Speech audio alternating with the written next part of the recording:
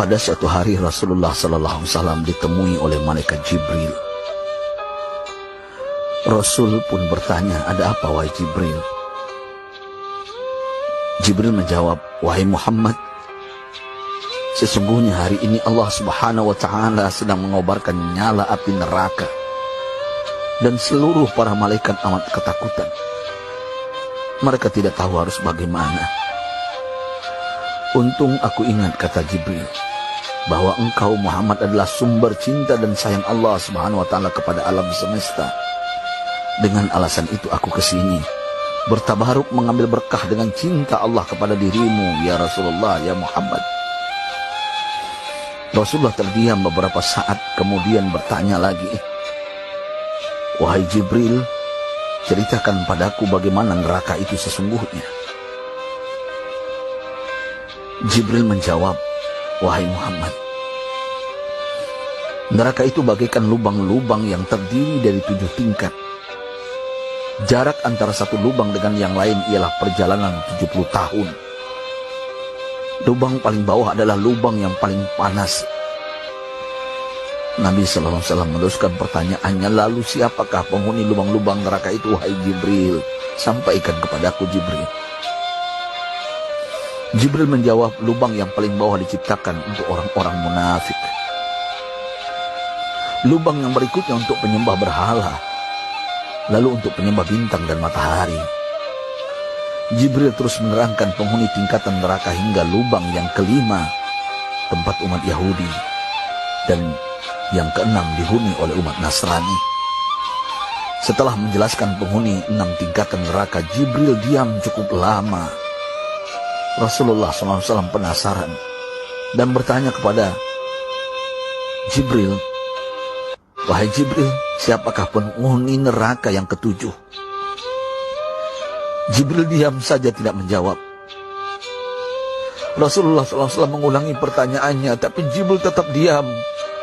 Rasulullah tambah penasaran dan mendesak Jibril agar dijawab pertanyaannya. Akhirnya Jibril pun berkata, "Umatmu, wahai Muhammad, mereka itu para pelaku dosa besar di kalangan umatmu, yang dimana sampai mereka mati belum sempat bertaubat." Mendengar jawaban Jibril, Rasulullah langsung jatuh pingsan. Jibril merangkulnya dan meletakkan tubuh baginda di atas pangkuannya. Tak berapa lama Rasulullah SAW sadar dan langsung menangis bersimbah air mata dengan terisak-isak. Rasulullah mempertegas pertanyaannya, "Wahai Jibril, apakah benar ada di antara umatku yang masuk neraka?" Jibril menjawab, "Benar, wahai Muhammad, pelaku dosa besar di antara umatmu yang belum bertaubat." Setelah itu Rasulullah menghadap kiblat dan sujud kepada Allah dalam isak tangisnya. Sesekali dengan suara pelan beliau membisikkan kata-kata, "Ummati ya Rabb, ummati, ummati, ummati." Beliau SAW tidak mengangkat kepalanya dalam keadaan seperti itu selama 3 hari 3 malam, kecuali setiap Bilal bin Rabah mengumandangkan azan, barulah beliau bangkit untuk menjadi imam, dan setelah itu kembali sujud lagi. Pada hari ketiga Abu Bakar menyadari hal ini, beliau mengetuk pintu Rasulullah dan mengucapkan salam 3 kali, namun tidak terdengar jawaban. Abu Bakar sedih dan berseru di hadapan pintu Nabi besar Muhammad SAW, "Apakah ada jalan untuk masuk ke rumahmu ya Rasulullah?" Tetap tidak ada jawaban. Di jalan Abu Bakar bertemu sahabat Umar. "Mengapa engkau menangis, wahai Abu Bakar?" kata Umar. Abu Bakar menceritakan keadaan Rasulullah SAW. Maka Umar pun melangkah menuju rumah Rasulullah dan terjadilah hal yang sama. Umar pun pulang dan menangis. Di jalan Umar bertemu sahabat Salman Al-Farisi. Dengan terisak Umar bercerita kepada Salman hingga membuat dia amat sedih, namun tidak berani mengulangi hal yang sama. Salman melangkah menuju rumah Fatimah radhiyallahu anha dan menceritakan hal itu. Setengah berlari Fatimah menuju rumah ayah tercinta dan mengetuk pintu sambil mengucapkan salam. Mendengar suara lembut putri tercinta, sejuklah dada Rasulullah. Beliau bangkit dari sujud dan membuka pintu. Alangkah terkejutnya Fatimah melihat Rasulullah, ayah tercinta, amat kurus dan pucat. Fatimah memeluknya lalu menangis. Wahai ayah, apa yang terjadi? Mengapa engkau amat sedih seperti ini?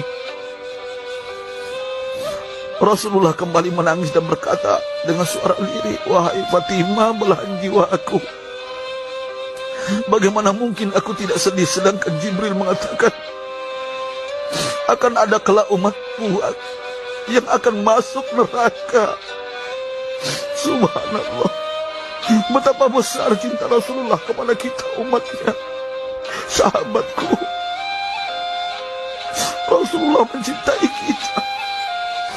Antaman ma'aman ahbabta, engkau akan berkumpul dengan orang yang kau cintai. Mari kita mencintai baginda Nabi besar Muhammad SAW yang mencintai kita, umat yang tidak rela kita masuk neraka.